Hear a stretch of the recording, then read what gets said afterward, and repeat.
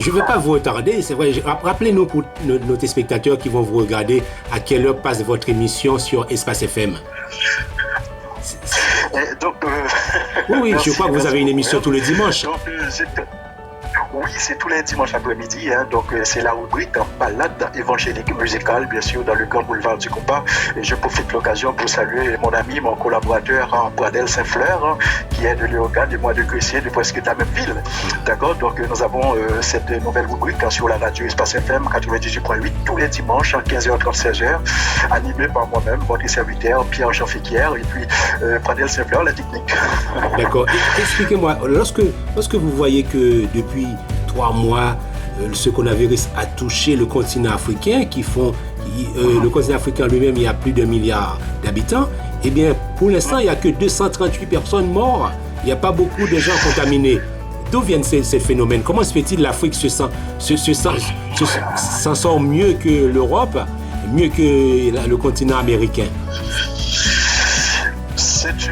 C'est une très bonne question, oui. Très bonne question. Mais je vous rappelle aussi, Verne, c'est toujours après la guerre qu'on compte les morts, qu'on compte les victimes. D'accord? Donc la guerre n'est pas encore passée.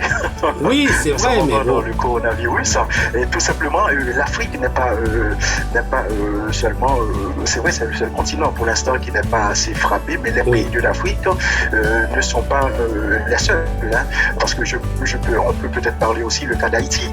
Par exemple, notre cher pays Haïti, notre pays d'origine. Et donc Haïti partage avec la République dominicaine une terre, la même terre. Oui. Et alors qu'en République dominicaine, il y a pas mal de morts, il y a des centaines de morts, il y a des milliers de cas de coronavirus. Alors qu'en Haïti, jusqu'à maintenant, on n'a même pas encore 25 morts en Haïti.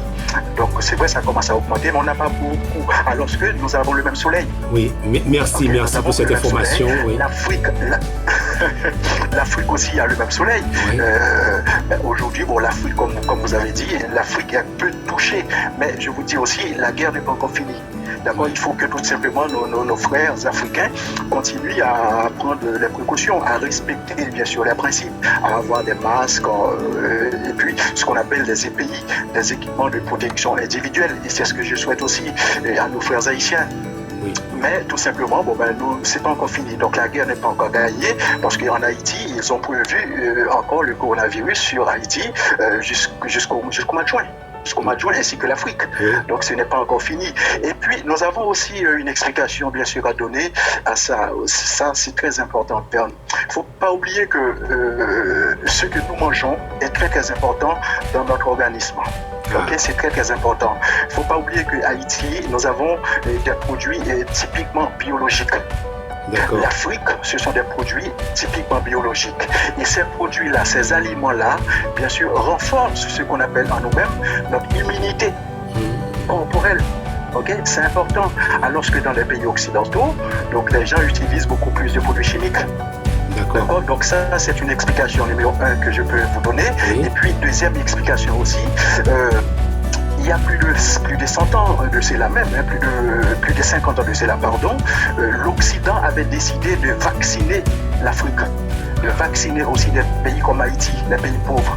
Pourquoi? C'était contre des virus, des épidémies, des maladies, malaria et d'autres. Donc nous avons été vaccinés, c'est-à-dire 18 mai, fête de notre drapeau.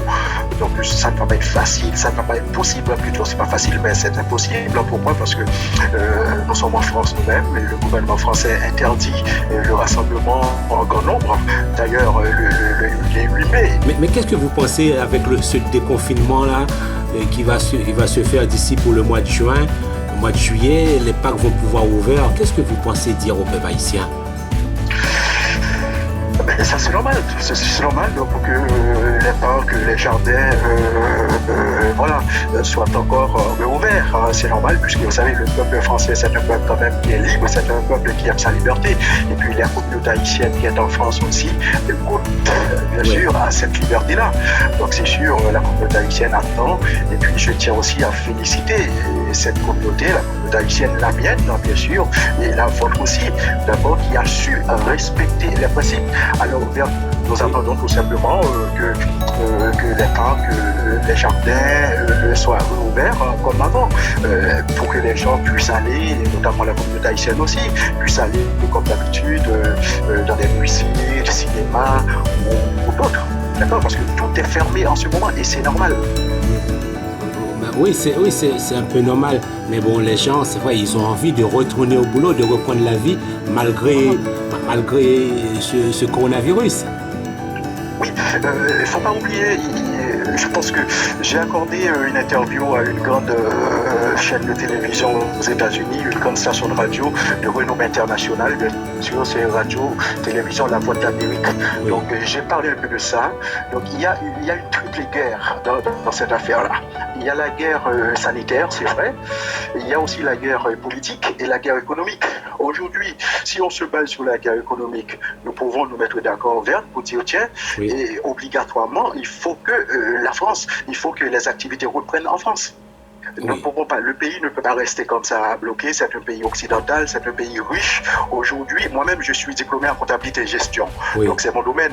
Un pays ne peut pas continuer à fonctionner à perte. La France, aujourd'hui, fonctionne à perte.